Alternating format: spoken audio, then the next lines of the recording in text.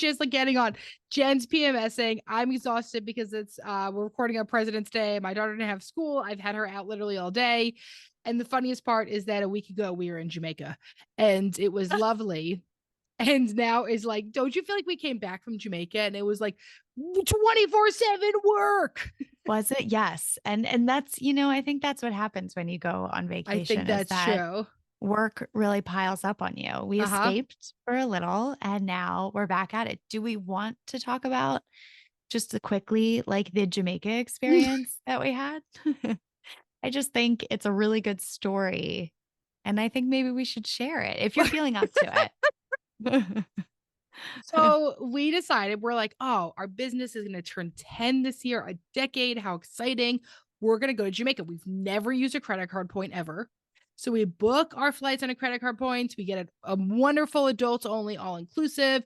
I mean, we've been counting down for probably 60 days. Every day for the past 2 months, I had texted Jen and was like 30 days, 29 days. We're like every fucking morning. Okay. So the week before we left, I was like feeling kind of sick. Millie had been sick, and but then like by the time it came, I felt fine. Yeah, Um, until about 3.5 days into the trip. Let me tell you though, those 3.5 days were amazing. they were. And then I woke up and I was like, man, I don't feel good. And but we had been like drinking and smoking and stuff. And Yeah. like we smoked a cigarette, which like both of us we were both like, it's from the cigarette, right? Yeah. We It were was, like, that's and what's why happening. did we even make We didn't that know. decision? We didn't know it was a cigarette. No, no, no. We thought it was weed. Oh, yeah, that's true. That's Right. why. It wasn't a decision. Because that is what I'm willing to smoke. But so, okay, we're in Jamaica. All right. It was Bob Marley's birthday. Okay. Which we did So, not plan, by which the we didn't play. way. So we wake up and I'm like, oh, I really don't feel well. But I'm like, oh, I must just be hungover. I really rarely drink, but we had been drinking a lot. So I was like, oh, it must be that I'm hungover. I was like, let's go to the gym and the sauna and we're going to sweat this out. That's what we're going to do. We're in the gym and I'm in my head, I'm like, I'm going to die. I'm going to die. You looked like you Like, were going to I die. was not well. You were running. I don't know I'm, why. I'm I am also not feeling confused well. about that decision. I'm going like a 2 and I am like not doing well. So then I was like, let's just go lay by the pool. And as we're by the pool, I am like in my head, I'm like, I am very sick. But I also like didn't want to admit it to myself. Or me. Because, or you, because we're like on this trip and I'm so excited. And like, I don't know, I was just like, maybe it'll go away. Maybe it'll go away. And then probably we hit like 2 o'clock and I was like, I'm pretty at this point. What did I even say? I was just like, I'm sick, right? Like, Well, also, I think you were having trouble breathing through your nose and then you were having trouble swallowing. Like it was getting bad. And that I was it. turned The and swallowing. at one point I turned to M and I said, "Are you being honest about how bad you feel?" And she was like, "No, I am not." So we end up going to the nurse. They have a nurse at the resort. So like they had this nurse. I was like, will you come down to the nurse with me? Of So we course. go in. She seems pissed that we're there, but she ended up being lovely. But at first I was like, oh fuck. So we go through everything. She looks at my throat, but she's like, oh, it's also like, right? Like it's like, like you're in a different country and it's just like a different cultural experience, right? So like Yes. she can't find the flashlight to look at my throat. She can't find the thermometer. She's looking through like the dirty pencil holder for the thermometer. And I'm like, oh my God, my fever was like 102.5. Wasn't great.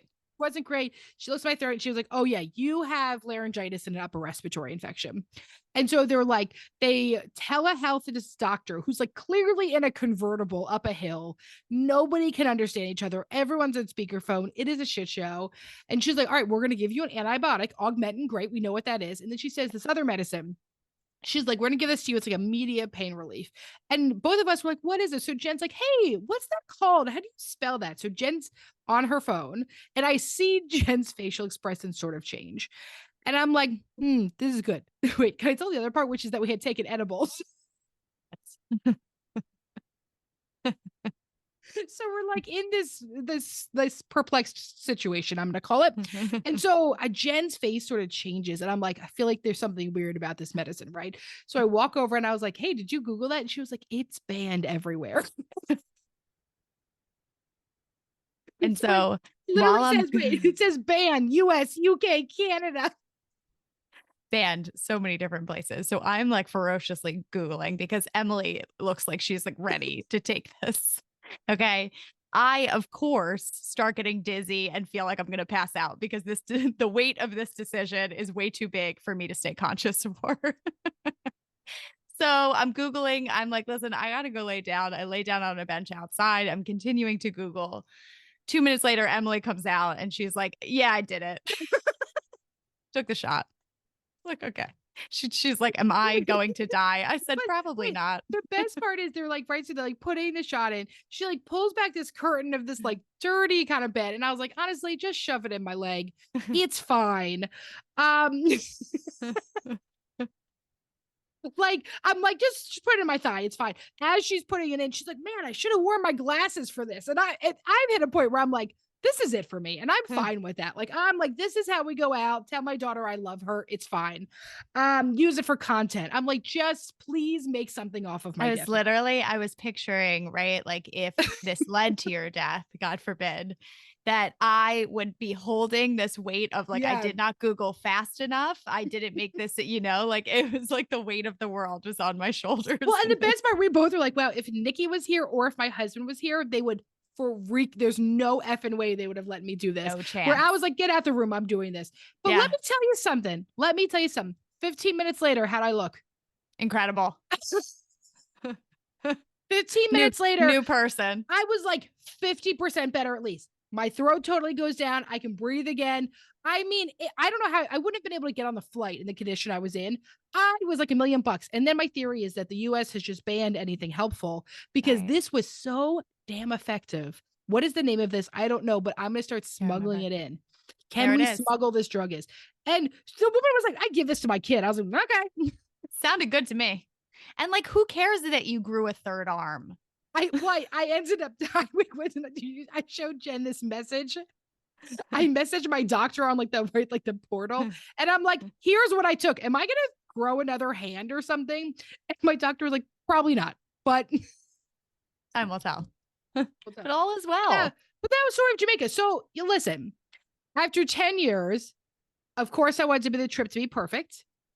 And instead it was real, which I think speaks to our experience of running a business for 10 years. Oh my God. What a beautiful wrap right. up. Like that. I do think that goes together, and it really goes into black and white thinking, dichotomous thinking, which we're going to talk about today, which it would have been really easy for me to walk away from that trip and say, that was horrible. I got so sick. But instead I was like, you want to know what? I would have rather been sick in Jamaica without having to parent or work. Instead, I just hung out at a cabana with 102 fever. and I read an amazing book, and so did you. We had a great time. We had such a good time. I'm so sorry you were sick, but it's true. And it really is very reflective of our journey in this business is that life. Right. And life. Right. I think so often you think about something as, oh, this is going to be great. This is what this looks like. This is my expectation of it. And, I don't think it necessarily matched what our expectation was, but it was such an incredibly real trip. And it was so amazing. I couldn't have asked for anything better, minus you being sick. But it is. I think it's so easy. I think here's the other thing, right? So like at one point, one of the reasons why I wasn't telling you the truth because like I was experiencing grief, right? Like I was like, we have waited so long for this trip and I am sick. And one, I had this guilt about you because the one night I was like, I have to go to bed. Like the night before I ended up going to the nurse, I was like, I have to go to bed. And you are like walking around the resort yourself, eating cookies. Jen fell in love with these cookies. How many cookies? I couldn't get enough. I don't know. I just could not get enough. I mean, listen, all inclusive, everything I ate, I was like, it's free. It's free. I kept being like, it's not free. We've paid for all this. Jen ate like 50,000 cookies, or she fell in love with this very specific cookie they had there. I woke up at one point, every like hour, I would sort of wake up and be like, where is she? So I was having this massive amount of guilt. And I was sort of like, right. Like, so there's part of me, we talk about this idea of black and white thinking. There's a part of me that was like, oh, I'm ruining this trip for Jen. I'm ruining this trip. And little did you know, I'm shoveling cookies in my mouth. just vibing, sitting on our Mhm. balcony, eating Okay. cookies, listening to music. I'm an independent lady. She's an Okay. independent lady. But I think that when you have these high expectations, it's very hard to not get into the difficulty of language, the signs of black and white thinking. We use words like always, never, should, shouldn't, right? Um, so if I had said to myself, I always get sick. I never am able to hang out the way Jen does. I shouldn't have, right? If you have a hard time seeing positives in a situation, you often look at the downsides, even with potential opportunities. You won't try something unless you're confident you can do it perfectly. You have a hard time receiving feedback, positive or constructive. And stuff like small mistakes can make you feel like a total failure. Like these are all examples of signs of black and white thinking. And I think we've talked a lot about a few weeks ago we had the episode on imposter syndrome, and we talked about imposter syndrome for perfectionism, and this is a very similar thing. If you have Mm. unbelievably high standards for yourself, you or for others, you may find that you really are involved in this black and white thinking. And then we can't forget social media and political Yes. stances and how divided our country has been. And Yeah. much of that is from difficulty having nuanced thinking. Yeah. And someone, it takes us right into our first question. Where does black and white thinking come from? Someone said, where's black and white thinking come from? Childhood, LOL. A therapist, so we do believe that. um, but black and white thinking shows up in a bunch of different places. And you may experience black and white thinking at certain times and not at other times. For example, it's common when you're feeling anxious or depressed. So when you have anxiety and depression, it's common for people to think in absolutes. So more extreme emotions can cause black or white thinking to become worse. So if you're someone who experiences anxiety, experiences depression, it might be the case that your black and white thinking is heightened during those times. Um, Other common places is if you have a personality disorder, narcissism and borderline personality disorder, it shows up. Mhm. Also, it's common with someone who experiences obsessive compulsive disorder. So I say, and ADHD. ADHD is a big one too. ADHD, Yes, yes. sometimes neurodivergent. Yeah. It was making me think, Em, are there times where are there specific places where you experience black or white thinking? Because Yes. when I was looking at this, I was like, oh yeah, I guess when I am feeling anxious or depressed, my black or white thinking is I think heightened. anytime you're working on our website, your black and white thinking is heightened. Yeah. I think that I'm or just in maybe like a flow state. Hard to or say what's working going on on. business cards. You're like, this is perfect or not perfect.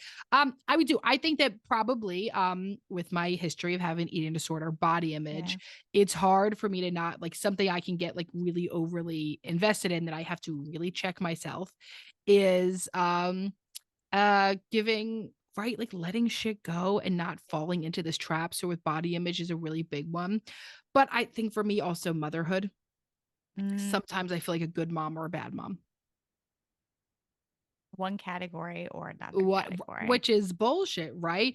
Of Which but, like, course. don't you think part of that is, like, our patriarchal society that tells women they're like, "You're a mom or a whore," Madonna or the whore complex, right? Yeah. Like, you're Yes. right? Like, "You're a good girl or you're a bad girl." Like, "What the fuck? Am I Yes. a dog?" And then sometimes my dog. Well, also, I think that as human beings, we put ourselves into categories where categories are helpful for us in order to like place people and place ourselves. Mhm. And so I think sometimes that's the way that we make meaning of the world and the way that we make meaning of other people in order to say, okay, do I connect with this? Do I not connect with this? And so I think our brain naturally puts people and things into categories in order to understand them better. Yeah. But which I think in certain ways it can help us understand people, but in other ways, I think it hurts us because, for example, let's say you I don't know, meet a new person and they're having a really terrible day. Mm. Because they're having a terrible day, they're dismissive towards you or they're not warm. And so you see them and you're like, I don't like that person. Like they're not a nice person. right? They immediately go into this category for you as opposed to thinking about, well, what are the nuances around that? Mhm. Maybe that person had a bad day. Maybe they're struggling with something. I like to do this when I'm driving. I was actually I probably said this before, but I was driving Nikki home from the Westchester office once. Um, and someone cut us off. And I think like our immediate reaction just as human beings is like, oh, that person's such an asshole. Right. And so my response to that, which is something I've really had to work on over the years, is they have their own demons. Yeah. Okay, so let's say it this way. So we did a speaking event on Yes. Thursday. Awesome women, super involved. It was really Yes. great. And it was our first in-person speaking event since COVID, we realized. Yeah. So much shit's been virtual. So like that was sort of funny. So we both were pretty anxious beforehand. Yes. Also, when you speak to a group of people, you never really know how it's going to go. Yeah. Like it could be awesome, or it could be like it hits with some people, or other people would be like, oh, I hate them. Especially when you're talking about stuff as like sensitive as the subjects that we talk about Yeah. in terms of relationships. Like you really never know how it's gonna hit. And so the funny part is I think afterwards we were on a little bit of a high because it ended up being really successful and people were really into it and coming up the end, talking to us, whatever. So afterwards we're like, oh, we did so good. But like if we hadn't done that, Yeah. we hadn't gotten that feedback, we would have left being like, oh, we failed that. Yeah. And so there is this thing of like sometimes it feels like other people are the way we track it. Yeah. Other people's like reactions to Yes, sorry, us. that's what I meant. Yes, yeah, you're right. Yeah. Yeah. Like that it dictates where we place ourselves in our own Mhm. mind. Well, and it's funny because these 2 women came up at the end and they're like, "Oh my gosh, like we aren't like really," because some people were talking a lot and some people aren't. You never know how you always know how it goes. And these women came up at the end and was like, "Oh, like that was really amazing. We're not big sharers, but like we were both having huge light bulb moments." And I had watched these 2 women while we were speaking and thought like, "Oh, they hate this." Oh. See, I saw those people and I was like, "Oh, that's me." That You you were know, like, like "That's an introvert," because I'm the girl that's like, "Do, do, do, do, do." yeah. Not yeah. And so, I was thinking back to, I experienced I had Jules, who we had on the podcast. When I went to her um, talk at the Psychotherapy Networker, I was having this like mind blowing experience. Mhm. Everything that she was saying was hitting. I didn't speak one time. All I was Yeah. doing was like texting you and saying how amazing it was. Okay, but how many people were in that room? Yeah. Pro definitely more, but it wasn't an absurd amount more. Yeah. Um, and I was Wasn't like kind of 100 people? no, and Oh, I was kind of in the front too. But it's I think, from your perspective, someone who's extroverted, someone who would speak up, if you're saying someone who wouldn't speak up, maybe the thought is, "Oh, well, because they're not speaking up, that means it's not hitting for them." yeah. Right? It's not it what were we gonna say? I would say I haven't spoken at the Psychotherapy Networker since Esther Perel yelled at me, Yes. so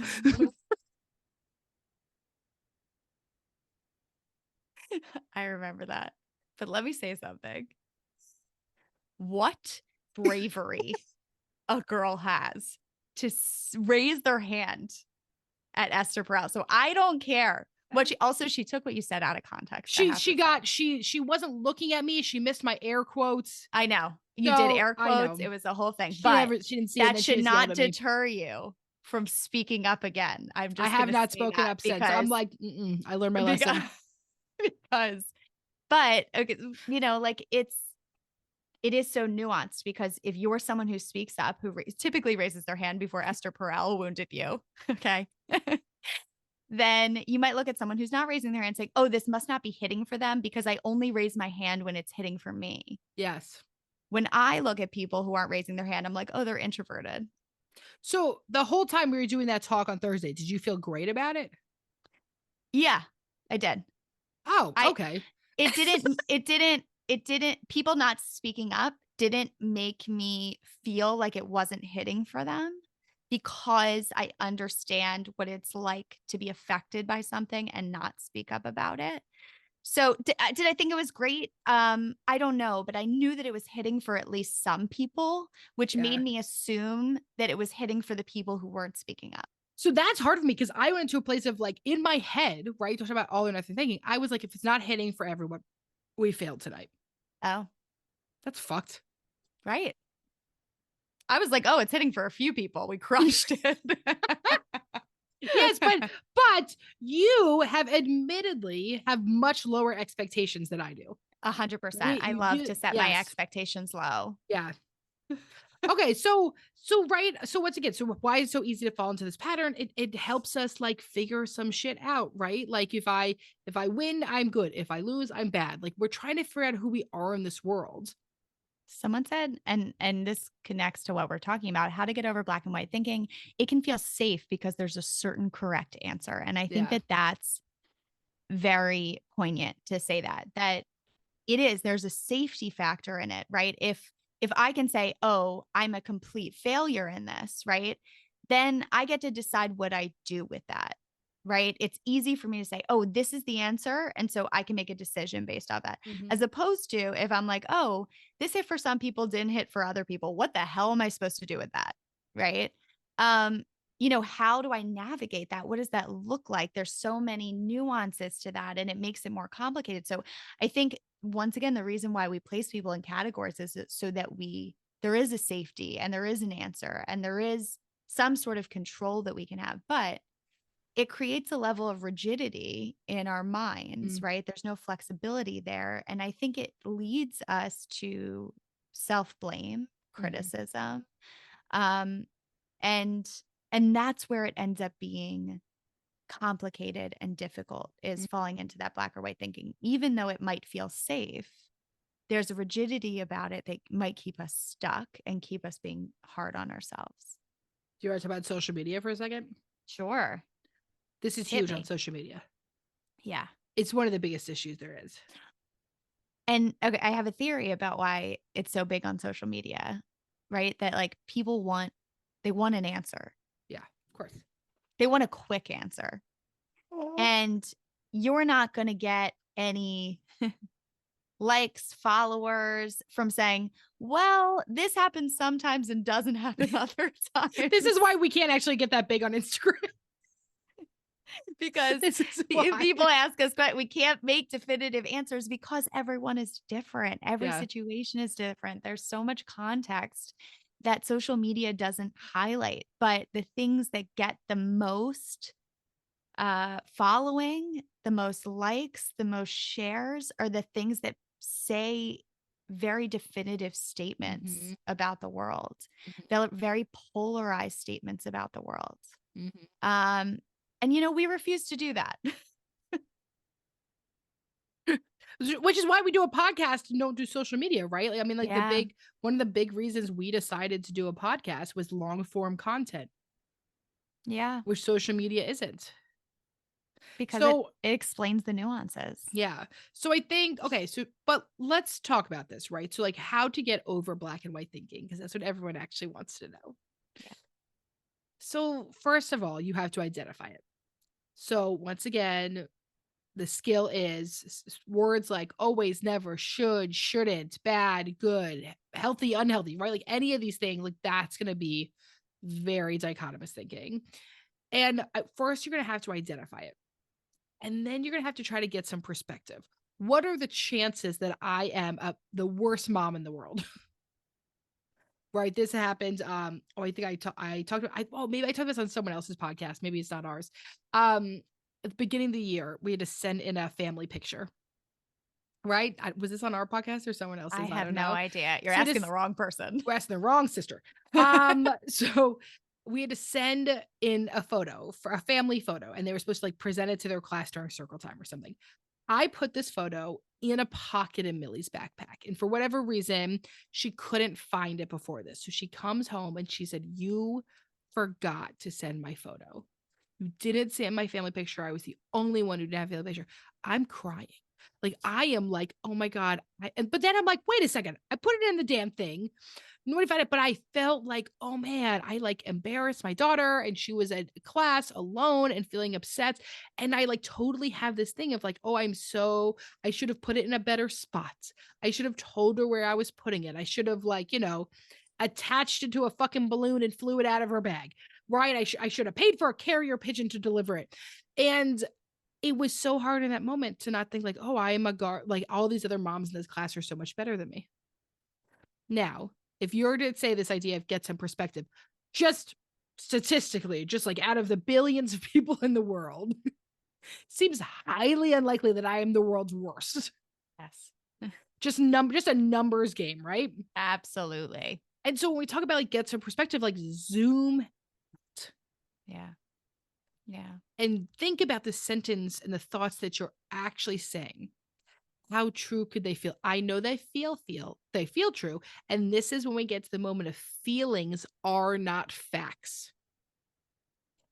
Feelings are not facts, even if Yes. they feel very real. And then once you get that perspective, I want you to think about trying to reframe your unhelpful thoughts.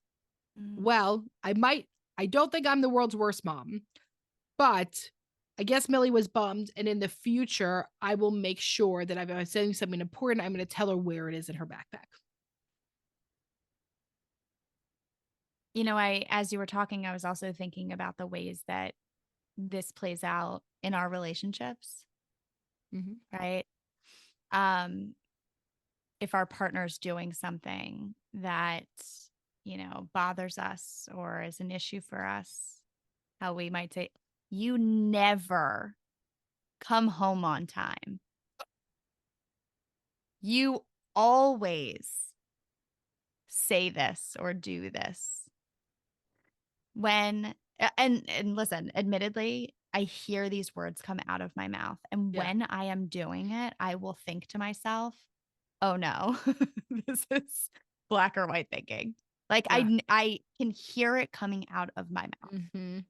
Mhm. And when that happens, honestly, I think to myself, is that true? Is it always happening? Yeah. Because the emotion that attaches to something that bothers us or irritates us or upsets us or hurts us in our relationship is so strong, and our minds hold on to that emotion so tightly that every time it happens, every time it gets activated, it feels as if it's always happening.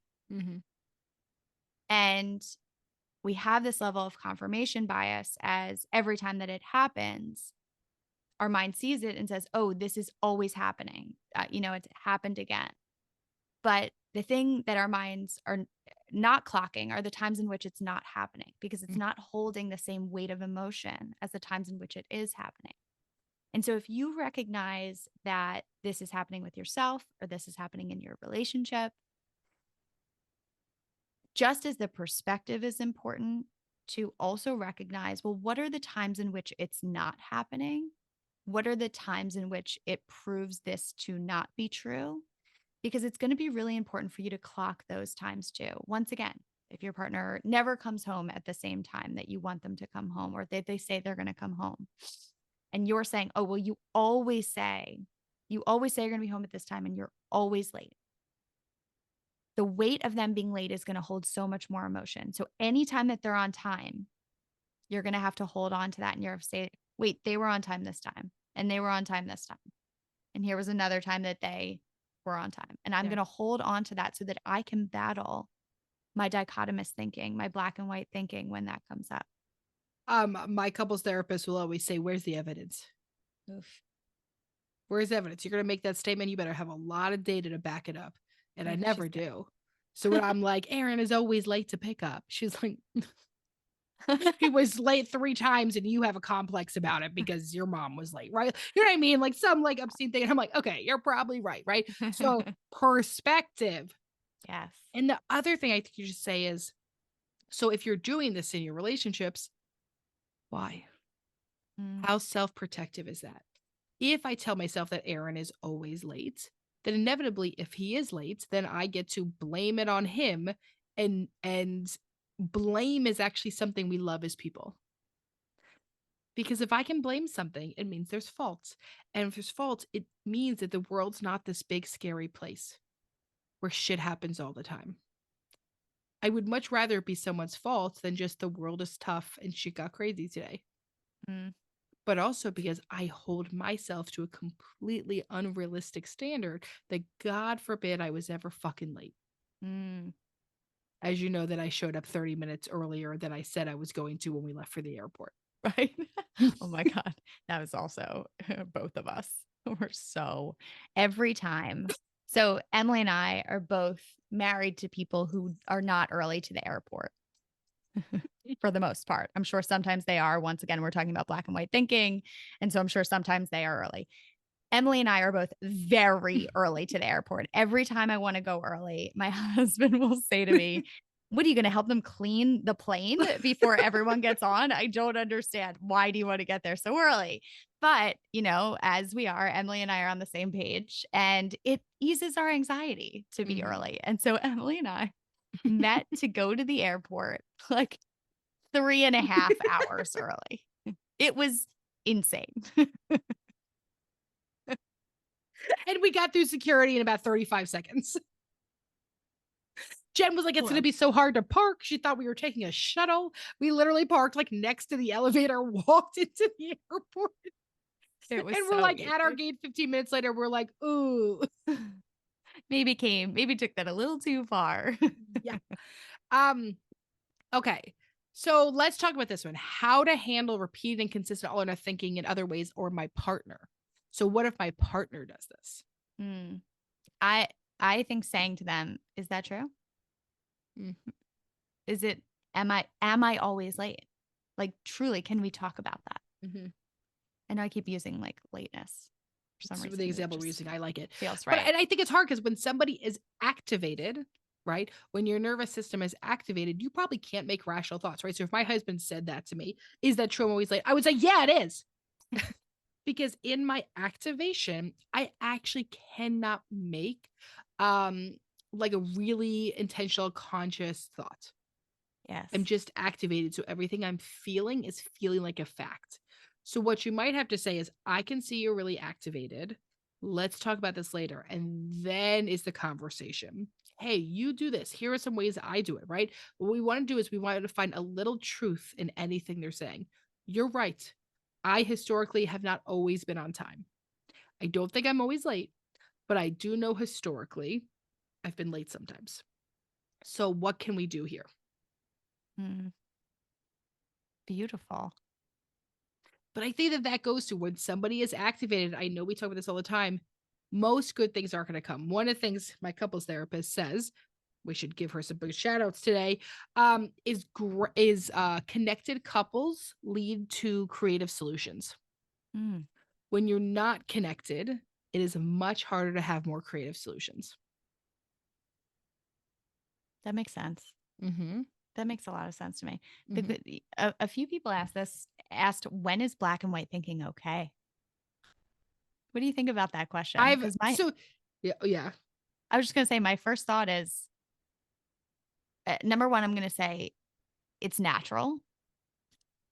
That's my first thought is it happens, like it's similar to how we say difficult emotions are going to happen, to like expect it to not happen is, I think, expecting yourself to be robotic in certain ways. But do I think it's ever helpful? I'm going to say no. Okay. You're going to give me an example where it is helpful. Tell me. Please tell me. So in theory, killing's never okay. Correct. Right. Okay. Any sort of abuse. Never. But I don't know, man, if someone's about to kill my kid and I kill them first, or I punch a Nazi, I don't know. Is that, yeah, I mean, I guess it's right. Is it always okay? So the question is like, is it always okay to punch a Nazi? Yes. Right. I hear what you're saying. Okay. Yeah. I don't know. So are we talking about extreme? Maybe when we talk about extreme experiences. Yes. Extreme things, right? So like, when is black and white thinking? I guess you're gonna have to define, okay. I guess if you have a morality part of you that has some belief, but like, I don't know, even this is the nuance to think about. Even when people talk about like being something like pro-life, I don't know how there can't be uh exceptions to that. Yeah. We're unbelievably pro-choice. But I mean, for even for that, like that's you mean like the fact matters, like shit happens in this life. If a woman's gonna Yeah. die from a pregnancy, wouldn't you think there's an exception to that? Right. But I'm very anti-gun. I grew up Quaker, super nonviolent. But then I say to myself, okay, but like if someone is being attacked, you know what I mean? Like repeatedly abused by some, I don't know. Like I just feel like there's so much shit that happens. And I Yeah. think we can like say with our morality, but I also think it's a really great way to not see other people. Yeah. If I participate in black and white thinking, even for people I strongly disagree with, it's like it's almost like I like the idea that I'm right and they're wrong. Yeah. Well, also like we are incredibly pro-choice. And I understand why people think, you know what I mean, from like a religion, like a very if they're like very religious. I'm not saying I agree with it, but I understand why people might believe that from Yeah. their own perspective. Yeah. You know what I mean? You know, watch me. I'm like, eh. But yes, no, no, no. I think especially like if you grew up, right? Or you have had, you know what I mean? Like I think about this. A lot of people I've gotten a lot of questions before, like because of your infertility. Yeah. Doesn't that make you less pro-choice? I'm like, no, it actually makes me more pro-choice, but I Yeah. could understand how somebody could not have that reaction to it, right? Right.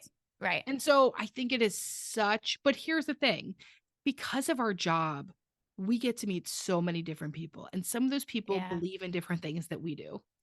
And we can still love and appreciate those people. And that's where this is really, really complex and very nuanced.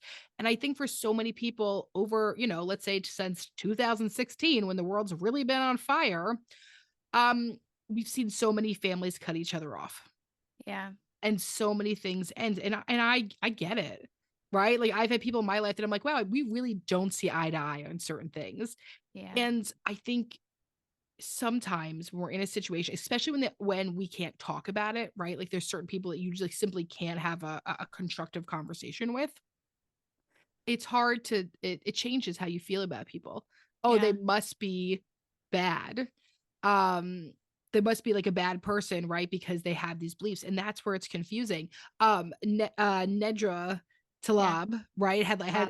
Twab has this when we went and saw her at the networker, she had the funniest thing where she was like, listen, everyone's been good to someone. So she's like, like you'll see an interview with somebody that was like hiding 4 hostages in their basement, and their next door neighbor was like, I don't know, they seem great. They over shoveled my sidewalk. So like, I guess he wasn't bad to that person.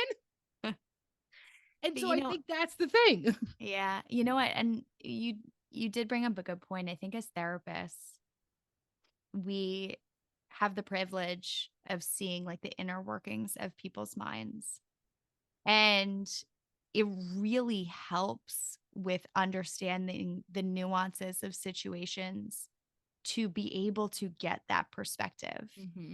Um, it helps me to say once again if someone's having a hard day or if someone's active for to really think about well what's going on inside of them that might be affecting what's going on, right? Like or how they're acting.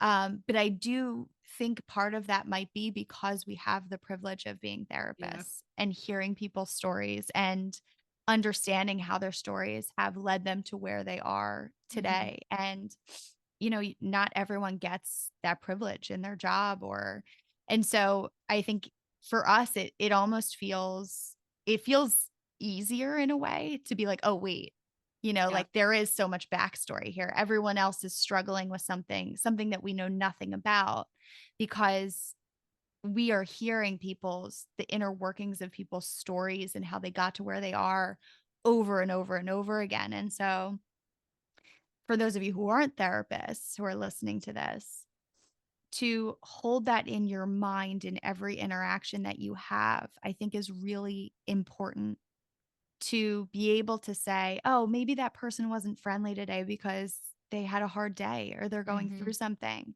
When people, if I talk to my husband, he's like, oh, like this person, blah, blah, blah. Like it's so quick that I'm able to say, well, like you don't know what that person was going through.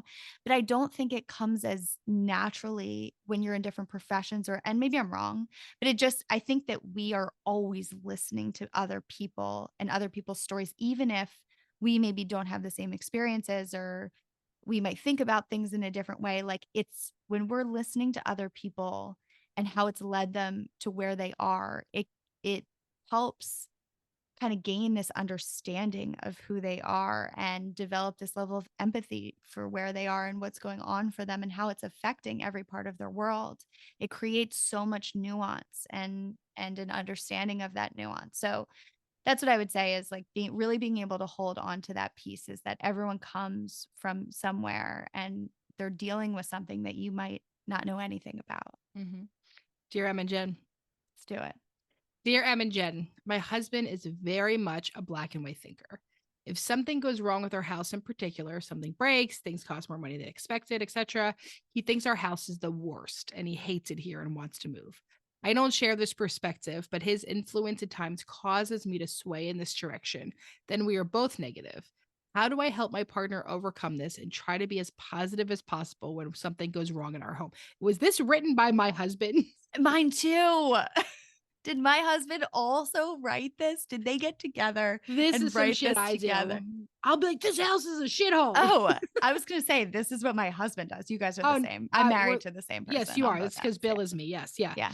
So, okay, well then, tell me what to do. Tell I'll tell you what to do. I think that sometimes, and you can tell me if this doesn't feel right for you because you experience this. Sometimes the black and white thinking, when you go into like, this is the worst, I hate this, it's almost the top layer of a deeper emotion of something Mhm. else that's going on. So it's possible that your husband might have a harder time expressing maybe something more vulnerable that they're experiencing. And because of that, it is playing out in his interactions with the house and his environment. Because the environment is something that it feels like, oh, I have control over this. And if I don't have control over this, it's going to open up space for me to be vulnerable to everything else that I'm experiencing right now. Yeah. Is that hitting for you at all? Yeah. I think when it brings me back to this idea of also like distress tolerance skills. Like if I'm in a Yeah. place of highly distressed situation, it is really easy for me to go into this. So the other question I would have is, how is this person's distress tolerance skills? Is that something for them to be working on? Um, and how easily activated, and then how do they deactivate themselves, right? Yeah. And then for How, you to also say, my partner's going through something right now. I know yes. this is overwhelming. I'm going to walk away and have to decide for myself how I feel. Yes. So I was going to ask you, Em, like when you're going through that, what's helpful for you? Like what helps you? I have to walk away. So for Yeah. me, okay, so I can get really overwhelmed if our house is really messy and we have a child and the two huge fucking dogs, it happens. So for me, I am very, very fortunate that I'm able to have a place in my home that I keep very clean and organized. Not everyone has that situation, but for me, it's I have to walk away, go for a walk, calm myself down. I cannot leave for him to calm me down because Yeah. then I end up resenting and angry at him and it causes a fight. But I have to essentially put myself in timeout until I come down and then I can think it through. Okay, my house is not a complete shithole, but it feels messy and overwhelming. Do we need a different system for the house? Mm. So essentially what you're saying is it isn't this person's responsibility to take care of your partner's emotions in that moment, and Yes. it is your responsibility to make sure that you create a level of kind of emotional boundaries so that you don't get sucked into it, Yeah. so that you can take care of yourself while your partner is going through that, for you to be able to separate yourself, take care of you, because what your partner is going through is something that they're going to have to navigate. And I think something you could say is like, "Hey, I hear you. I hear you're having a tough time. Right? How can I support you? Is there any way I can support you in this?" Mhm. And they might have an answer, they might not. And it might be important to have this conversation too when they're not activated. "Hey, Mhm. I recognize that sometimes when you've had a hard day, like, the house it's really hard for you to be in the house if it's messy, blah, blah. Is there anything like we can do together during that time that will be helpful for you? Or can we talk about like what this looks like? Um, when you're going through it, is there a way we can tackle this as a team? If not, like, is there a way that you can take care of yourself? Like, what's going to find some sort of, as Em said earlier, creative solution? Connected couples. What is it? What is it? Connected Creative solution. couples can have figure out creative solutions or something. Beautiful. Yes. And that's our episode. Thank you so much for tuning in to today's episode of Shrink Chicks. We'll see you back here next week for another session. In the meantime, if you want a question answered or a topic discussed, follow us on Instagram at ShrinkChicks. And if you're looking to get connected with a therapist like us to start or continue your therapeutic journey, visit thetherapygroup.com. Just fill out a contact form on our website, and we will personally match you with one of our amazing therapists. And for all of our therapists and group practice owners out there, we also offer group practice consulting. And if you're looking to support yourself further and support our show, check out our amazing merch options at shrinkchicks.com/merch and our Know Yourself, Grow Yourself journal on Amazon. Also, if you'd be so kind, we'd love a rating, review, and for you to share with a friend or an enemy or a mother-in-law, honestly, whoever needs it, so that we can keep reaching more people on our mission to bring mental health topics to your ears every week. Thanks for being here with us. And don't forget to grow yourself. You got to know yourself.